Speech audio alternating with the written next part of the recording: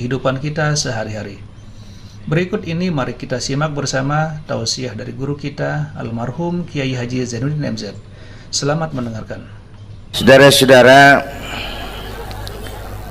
sekarang ini banyak orang bisa memberi contoh, tapi sedikit orang bisa menjadi contoh. Ngasih contoh mah gampang, jadi contoh susah.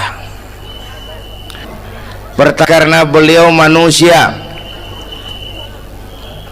Laqad ja'akum rasulun min anfusikum.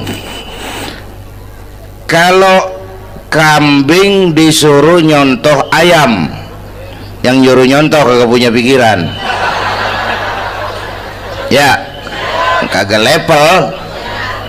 Kambing mah nyontohnya kambing, kebo nyontohnya orang, nyontohnya orang. Makanya Nabi kita orang, bukan malaikat, bukan jin, bukan dewa, manusia.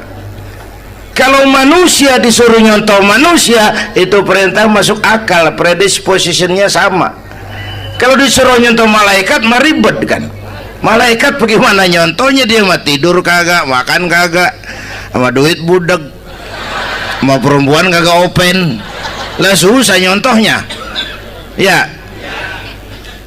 Superman tuh biar hebat nggak bisa dicontoh Superman, bagaimana terbangnya, lagian pakai celana dalam di luar ban,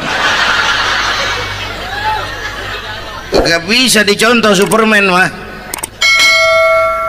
Nabi kita manusia utuh, cuman sungguh pun manusia, kualitasnya beda.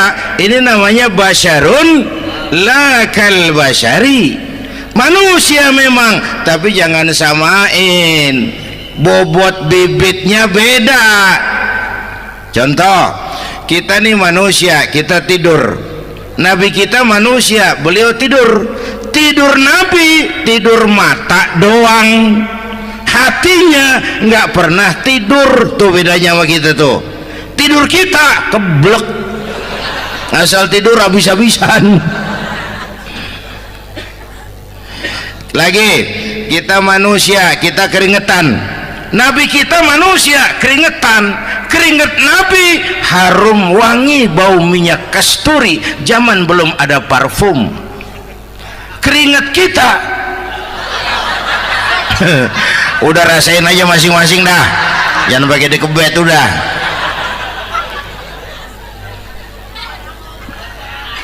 Contoh lagi, kita nih manusia nih, kita beludah nggak? Nabi kita manusia, beliau juga beludah. Ludah Nabi obat, ludah Nabi itu kan waktu mau hijrah kan sama Sayyidina Abu Bakar, sampai di Gua Sur, Sayyidina Abu Bakar bilang, saya turun duluan ke gua ya Rasul. Ngapain? Bersihin gua, takut ada binatang berbisa. Silakan turun. Sayyidina Abu Bakar bersihin gua, bener tuh, tangannya digigit kalajengking, sakit, ngebet, bengkak. Kalajengking Arab ya, emang di Arab kejadiannya. Heran nyaut aja badan, ditahan aja, udah aman ya Rasul, silakan turun. Lama-lama dalam gua berduaan kelihatan juga Sayyidina Abu Bakar mukanya pucat. Nabi tanya, mabalu kayak Abu Bakar? Abu Bakar kenapa? Nggak apa-apa. Berat meninggalkan Mekah? Enggak. Malas hijrah ke Madinah? Enggak. Takut diubur-ubur Quraisy? Orang kata enggak, itu mah enggak. Lah kenapa muka kamu pucat? Tangan digigit kalajengking. Ngapa nggak ngomong dari tadi? Saya nggak mau nyusahin Tuhan ya Rasul, biar saya tahan, asal jangan nyusahin Tuhan. Jangan begitu kau. Sini tanganmu, diambil sama baginda Nabi. Bismillahirrahmanirrahim. Cuh, diludahin, ringkes, sembuh saat itu juga. Ludah Nabi. Pengen tahu kita yang ludahin, bengkak campur koreng.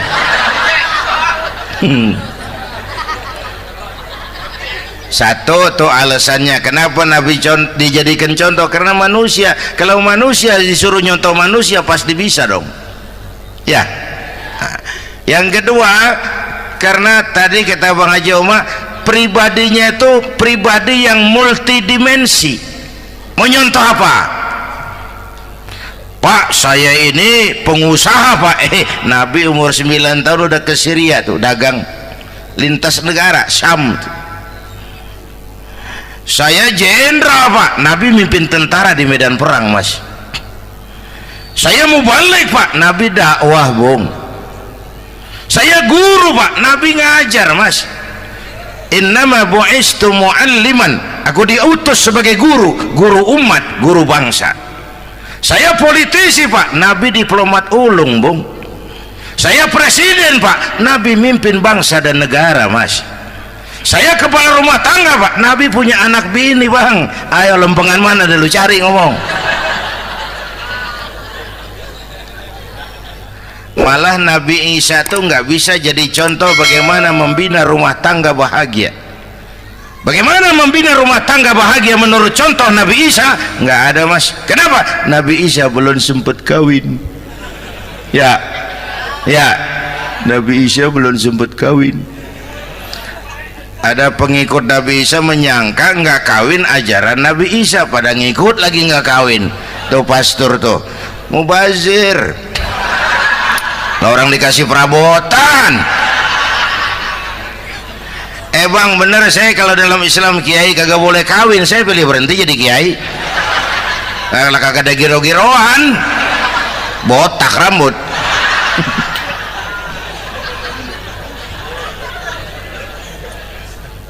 Makanya Bang Haji Oma cerita poligami saya girang banget tadi. Bukan yang ngomong ahlinya soalnya.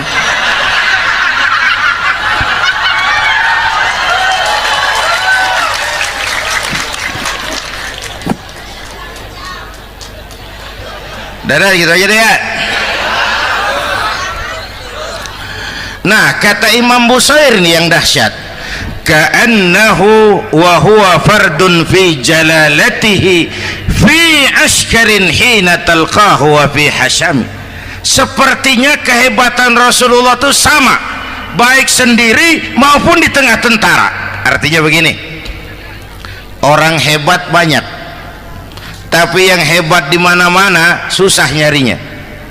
Baginda Rasul ini lagi duduk hebat, lagi jalan hebat, ada di pasar hebat, lagi di masjid hebat, di medan perang hebat, di depan anak-anak hebat, di mata musuhnya hebat, di depan sahabatnya hebat, di mata istrinya hebat, di mana-mana hebat. Lah susah cari orang begini Bang ya. Kita mah hebat juga setempat, di kantor hebat, sekantor orang diomelin di kantor, pulang ke rumah dikeplak sama bininya diem aja.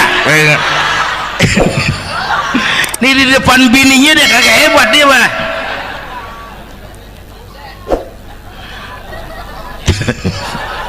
Oke, lalu kalau begitu soalnya apa yang mau kita contoh? Saya sampaikan 3 aja. Pertama, Nabi kita ini tokoh yang sejak kecil udah ditempa kesusahan.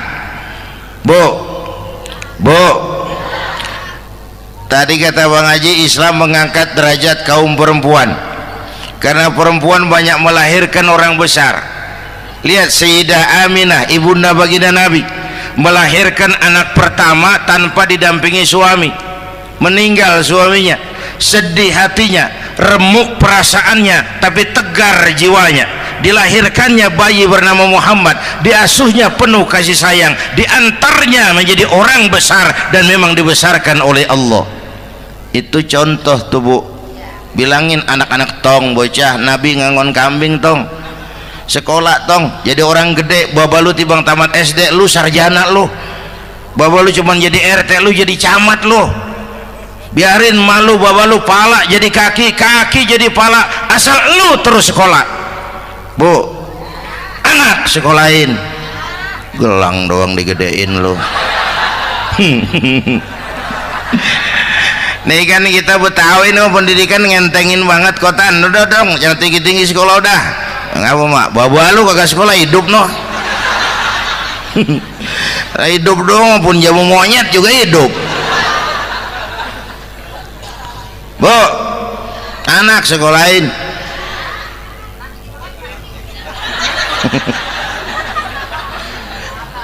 Mahatma Gandhi, kecilnya begeng, ceking, cacingan, liatim. Emaknya tuh, Gandhi sekolah nak, Gandhi belajar nak, Gandhi jadi orang besar nak. Kalau perlu belajar ke Inggris, biar Inggris menjajah kita. Gak apa-apa kau sekolah ke Inggris, tapi jangan jadi Inggris nak. Jangan pacaran sama bule, jangan sentuh minuman keras. Gandhi jadi orang besar. Mahatma Gandhi tumbuh karena dorongan emak. Mak, udah yatim. James Watt, Kang Bandrek. Emaknya tuh yang dorong tuh jadi orang besar. Belum lagi perempuan yang jadi besar. Di Indonesia ada Kartini, di Jawa Tengah ada Dewi Sartika, di Jawa Barat Dewi Sartika, di Bengkulu ada Fatmawati Soekarno, sang penjahit bendera merah putih. Di Aceh muncul Laksamana Malahayati, disusul kemudian oleh Cut Nyadin, baru kemudian muncul Cut Koko, Cut Meme, Cut, ya udah tak cut lain dah.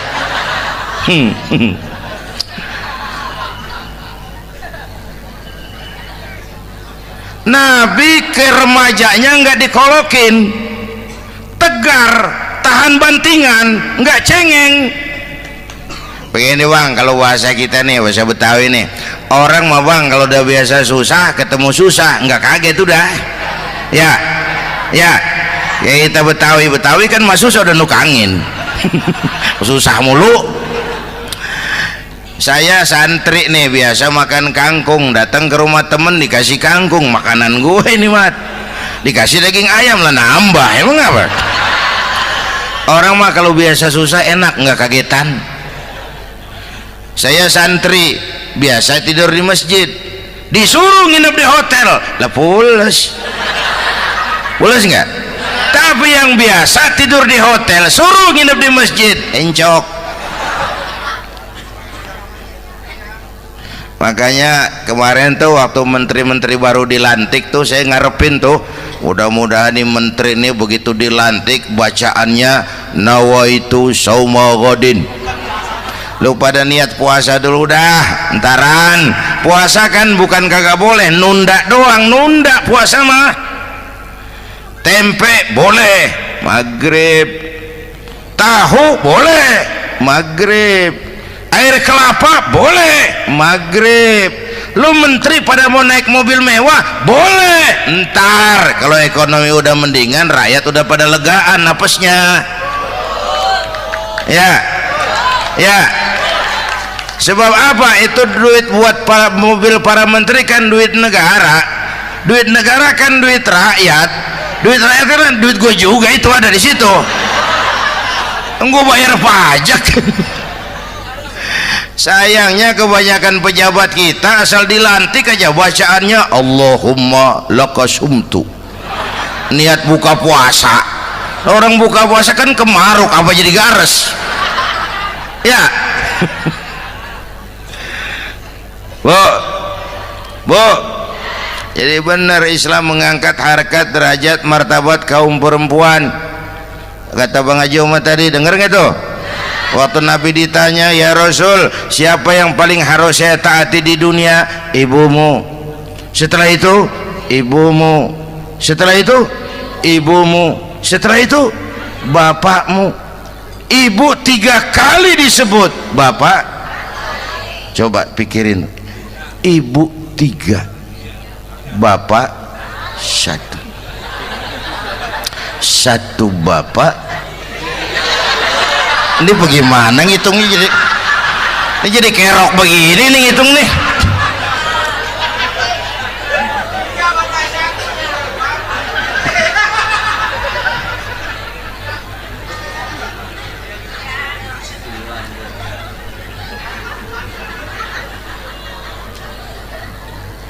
Jangan takut ngadepin susah. Hidup nih keras, kerja keras, perseringat banting tulang. Ya Bu. Satu. Yang kedua, contoh dari Nabi, orang yang paling bersih hatinya Rasulullah, orang yang paling baik akhlaknya Rasulullah, orang yang bahkan sudah dapat jaminan ampun dari segala dosa Rasulullah. Tapi orang yang kalau sholat malam sampai bengkak kakinya karena rajin sujud Rasulullah. Aspek ibadah apaan? Hei, diam-diam giliran gue ini ngomong.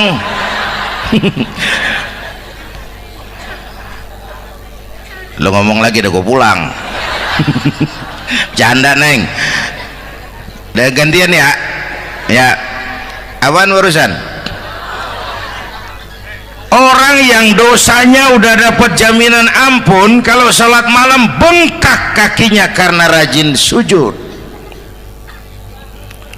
Saya tahu di sini juga banyak yang kakinya bengkak. Semurat. Oke. Kira-kira 3 minggu yang lalu saya menghadiri haul akbar Syekh Maulana Malik Ibrahim di Gresik, haul ke-609. Dari situ saya ke Surabaya ikut zikir sama keluarga besar Tarbiyatul Qulub. Waktu zikir saya terkejut, ada kalimat yang dibaca ratusan kali menyentak perasaan saya. Kalimatnya sederhana, kita hafalah, yaitu kalimat ana Abdullah. Dibaca ratusan kali, ana Abdullah, ana Abdullah, ana Abdullah, ana Abdullah. Buat saya itu menyentak karena memperteguh komitmen saya hamba Allah, saya hamba Allah. Ah, itu mah Pak Zainuddin kan biasa, itu mah kita semua juga hamba Allah. Betul. Ayo kita bikin luar biasa. Saya mau tanya, Bapak Ibu hamba Allah apa bukan? 3 orang. Ibu hamba Allah apa bukan? Hamba Allah. Kata siapa? Nah, kata ibu sendiri. Kalau kata sendiri pan namanya pan ngaku. Ya, orang ngaku mah boleh dong, tiba ngaku namanya juga ngaku. Cuman diakuin apa enggak kita pan belum tahu. Ngaku mah murah, diakuin mahal. Ya, yang gampang dah. Ibu kenal sama Presiden SBY? Kenal. Presiden SBY kenal sama ibu? Lo ngaku, lo ngaku.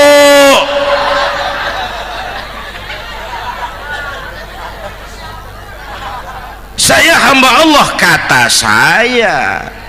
Berapa banyak orang mulutnya hamba Allah, perbuatannya menyatakan dia hamba dunia, hamba harta, hamba jabatan, hamba setan, budak nafsu. Nggak sesuai ucapan sama perbuatan. Yuk jadi hamba Allah yang beneran. Jangan separuh-separuh. Kita mapan asal sakit mah hamba Allah. Ya Allah, ya Allah, lagi sakit. Sehat ya dikit, keder, nyari masjid nggak ketemu.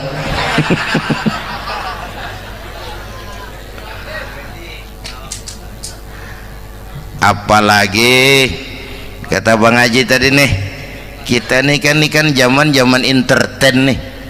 Orang pada pinter bikin bungkusan sekarang Bang. Ya, abad entertain, orang pada bangun pencitraan. Tadi itu kiai sama dukun tipis bedanya. Dukun pada pasang iklan sekarang, ketik reg. Waduh, sampean lahir hari Selasa, nggak cocok di air, ono di hutan sono. Larang udah dagang es jadi berhenti, nggak cocok di air.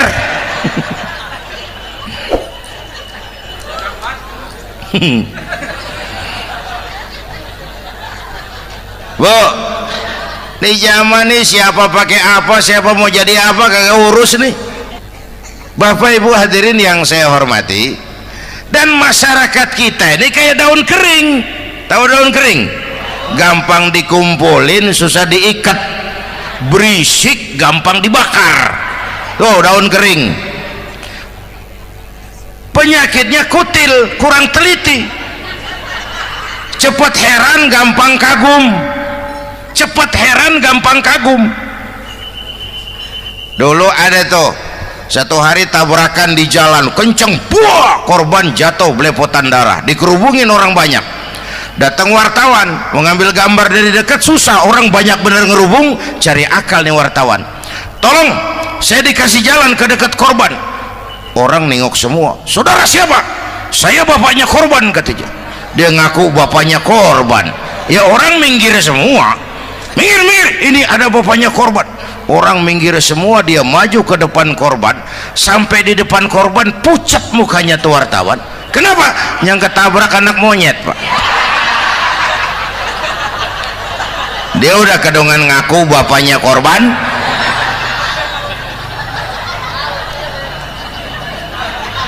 Bu, ini cerita pendek tapi pesannya lumayan nih. Kalau belum kenal bener mah jangan buru-buru ngakuin. Ya, dia kagak tahu yang ketabrak siapa, main ngakuin aja saya bapaknya korban. Lu makan lu jadi bapak monyet sono lu. Makanya jagain kampung kita nih, jangan kemasukan yang aneh-aneh ya. Nabi palsu, aliran aneh ya, ini bid'ah, itu bid'ah kuno yang kayak begitu. Capek kita ngurusin begitu, udah kelewatan ya. Yang tahlil mah terusin, yang kagak suka nggak apa-apa, cuman jangan ngomelin yang tahlil. Orang tahlil juga pakai dalil. Yang mabok masih banyak, yang tahlil diomelin. Kita nih kayak kurang kerjaan, akhirnya rame turu-turu kita. Padahal yang harus kita kembangkan kan rukun antar umat seagama, rukun antar umat beragama, rukun antar umat beragama dengan pemerintah, kata Bang Haji Omar tadi.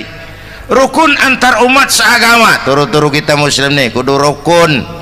Beda pendapat boleh, marahan jangan ya. Ya, tangan kanan sama tangan kiri juga beda, cuman rukun. Asal kiri gatal nih, kanan kagak diundang, dia malah datang aja nggak rukin. Nggak ada kiri gatal kanan ngomel, lu garuk aja sendiri. Nggak, dia mah akur ya Bu. Subhanallah, sangat luar biasa apa yang sudah disampaikan oleh guru kita almarhum Kiai Haji Zainuddin MZ. Sahabat beriman yang dimuliakan Allah, tetaplah di channel ini karena tausiah ini belum selesai dan masih banyak lagi hal-hal menarik yang akan disampaikan oleh guru kita almarhum Kiai Haji Zainuddin MZ. Maka dari itu tetaplah di sini dan mari kita lanjutkan kembali. Selamat mendengarkan. Yang kedua, rukun antar umat beragama. Islam ini rahmatan lil. Yang ketiga, rukun antar umat beragama dengan pemerintah. Ini mah kita kan bermasyarakat sama juga sembahyang berjamaah, ada imam, ada makmum ya. Nih rakyat kalau jadi pemilih yang pintar ke depan, mau memilih wali kota kayak gubernur kayak presiden kayak. Sebab apa? Sholat berjamaah kan siapa makmum kagak penting Bang. Makmum mah siapa aja boleh ya, tiba ngikutin dia mah. Ngaji dia mah gimana kayak nggak ada bab pemilihan makmum, nggak usah, makmum mah kagak usah dipilih, siapa aja boleh ya Bang. Tuh orang budak Bang, boleh jadi makmum, bacanya kagak fasih, boleh jadi makmum. Ketinggalan satu rakaat, boleh jadi makmum, tapi nggak tiap orang boleh jadi imam. Siapa yang dipilih jadi imam? Pertama, a'lamuhum, kata Nabi. Orang yang paling alim di kampungmu siapa? Angkat jadi imam. Yang paling alim, bukan yang paling tua. Tua juga kalau kejemur kisut. Dulu tuh Nabi Adam waktu diangkat jadi khalifah kan bekalnya apa? Wa 'allama Adam al-asma'a kullaha. Al-asma' ay al-ulumul katsirah.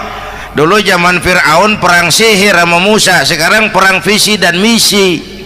Punya ilmu, Bu, ngerti urusan dari tetek sampai bengeknya. Kalau ngikutin imam yang alim pan enak, bisa dipertanggungjawabkan. Hati-hati milih pemimpin, maksudnya Bu, jangan terjebak oleh penampilan. Emas pasti kuning, bener? Apa semua yang kuning pasti emas? Udah paham dulu. Ustadz, kenapa? Di kampung saya ada 2 orang alimnya sama. Yang mana yang jadi imam? Afsahuhum, yang lebih fasih lidahnya. Yang satu alim pelok, yang satu alim kagak pelok. Nah, yang kagak pelok suruh jadi imam. Kenapa? Nggak sah orang fasih bermakmum kepada imam pelok. Ustadz, imam pelok, makmum pelok semua. Sah. Namanya kampung pelok, biarin. Susah diurusin udah itu. Apa sih artinya fasih? Yang enak deh, nyambung. Pegel kalau punya pemimpin kagak nyambung sama rakyat. Ya, rakyat mau yang ngidul deh ngalor, rakyat mau yang ngulon deh ngetan. Lah kan capek rakyat, kagak nyambung.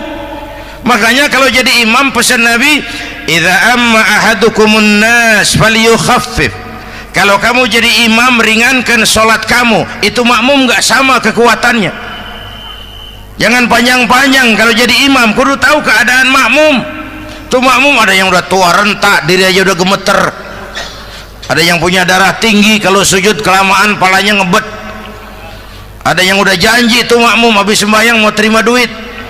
Kalau imam kelamaan, kalau saudan makmum. Ya, nyambung.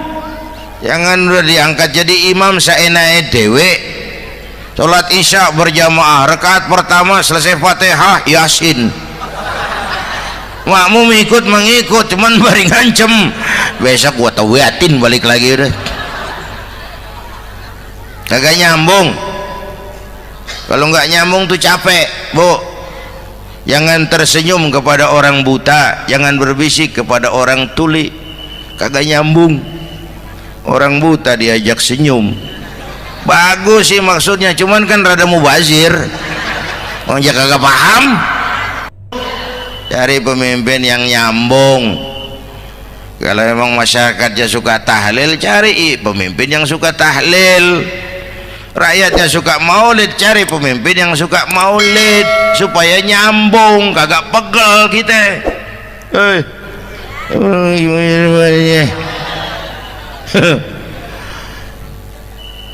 Bapak Ibu hadirin, saya balik urusan kita.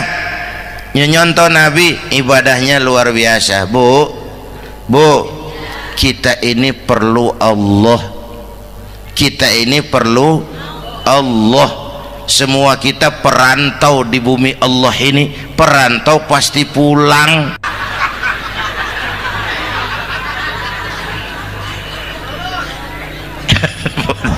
Bolot, bodoh kalau ada perantau, dia sadar dia perantau tapi nggak pernah mikirin pulang.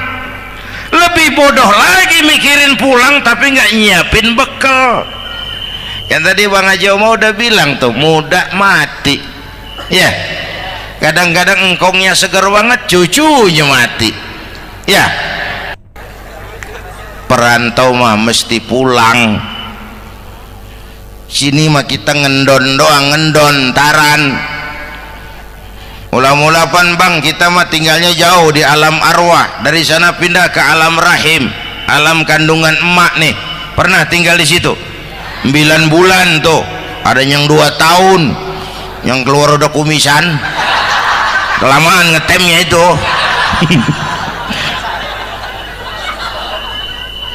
Dari sisi ini mau pantas ibumu, bapakmu, karena alam rahim fisik dan psikis emak lebih capek dari kita bapak. Kita mah orang laki mah kita mah pan investor gitu mah, nanam modal doang. Yang ngolah pabrik kan emak tuh, ya mak. Pabrik. Anak-anakku remaja, pemuda yang hadir, masya Allah, emakmu, emakku, emak kita semua nih, dari mulai ngidamin kita udah kita seksa nih mana. Dari mulai ngidamin kita udah kita seksa emak nih, muntah nggak urus. Mending ada yang dikeluarin mah enak, lega. Ini kagak ada apa-apanya. Bener mak. Yang dipengenin yang kagak musim, lah kan setengah mati lagi urusan. Tengah malam pengen megang pala kereta, lu jorok bener lu, gue heran.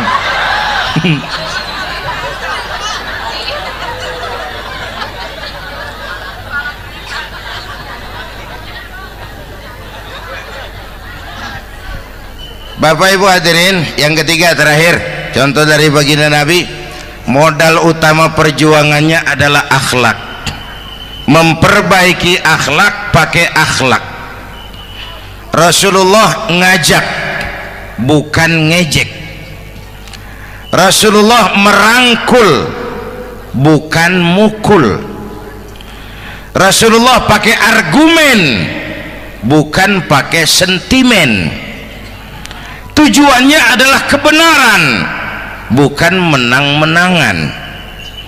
Prinsip dakwahnya basyiru wala tunafiru, yassiru wala tu'assiru. Gembirakan orang, jangan ditakut-takutin. Mudahkan urusan orang, jangan dibikin sulit. Di masyarakat memang mendingan rakyat rendah berakhlak tinggi daripada pejabat tinggi berakhlak rendah. Dulu tahun 50-an orang kita kalau pergi haji ke Mekah 6 bulan. 6 bulan tuh orang udah pada lupa aja baru pulang. 6 bulan yang ada cuman kapal laut, Mekah Madinah onta, banyak rampok lagi di gurun pasir Baduy itu. Dulu orang tua kita belajar manasik, kalian belajar silat. Sekarang karena kemudahan kemajuan ilmu menciptakan Boeing memotong waktu 5 bulan, orang pergi haji cukup sebulan. Bapak Ibu hadirin yang saya hormati, oleh karena itu menjaga nilai-nilai akhlak itu penting. Kepada siapa kita harus berakhlak? Pertama, kita harus berakhlak kepada Allah. Bagaimana caranya? Jangan menyekutukannya dengan sesuatu pun. Yang kedua, jangan menyembah kecuali hanya kepadanya. Yang kedua, kita harus berakhlak kepada sesama tadi itu. Yang ketiga, kepada lingkungan. Saya dulu masih zaman ada almarhum kakek saya, engkong. Kampung saya banjir, air masuk ke rumah. Saya teriak, "Kong, banjir Kong." Engkong saya ketawa, "Biarin, bukan salah air." Habis salah lo. Salah kita bagaimana Kong? Lah lo tempat air lo tempatin. Yang punya tempat datang ya kagak ngerti, ini tempat gua, ini di sini nggak pada lo, lah banjir. Engkong saya nggak makan bangku sekolahan, tapi wise pak. Air kan bukan musuh, air kan temen kan kudu punya tempat.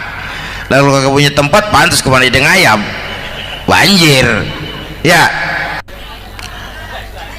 Dulu saya remaja ngaji babul istinja, kiai ngajar makruh buang air kecil di tanah berlubang. Saya tanya, kenapa makruh kiai?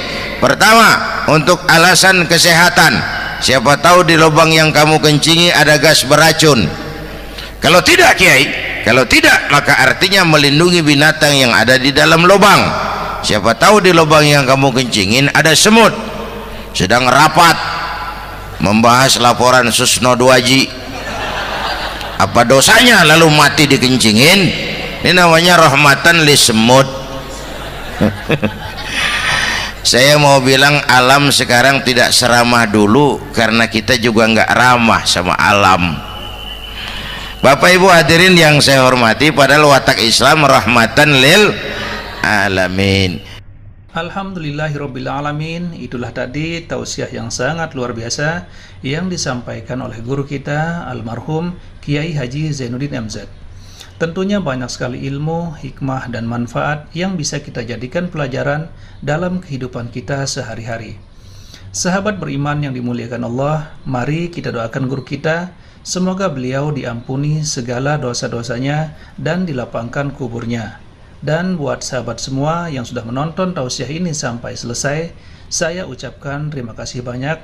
Semoga Allah Subhanahu wa Ta'ala senantiasa selalu melimpahkan rahmat dan karunia-Nya kepada sahabat semua. Selalu diberikan kesehatan, dimudahkan segala urusannya, dan dilancarkan rezekinya. Amin ya Rabbal Alamin. Sahabat beriman yang dimuliakan Allah, demikian yang dapat saya bagikan. Kurang lebihnya mohon maaf. Wabillahi taufiq wal hidayah. Wassalamualaikum warahmatullahi wabarakatuh. Setelah kita sama-sama dengarkan tausiah yang sangat luar biasa dari guru kita Al-Mahfudh Kiai Haji Zainuddin MZ, sekarang mari kita lanjutkan aktivitas kita masing-masing. Semoga sahabat semua selalu diberikan kesehatan, kemudahan, dan dilancarkan rezekinya. Amin ya Rabbal Alamin. Sampai bertemu lagi di kajian berikutnya. Wassalamualaikum warahmatullahi wabarakatuh. Assalamualaikum warahmatullahi wabarakatuh.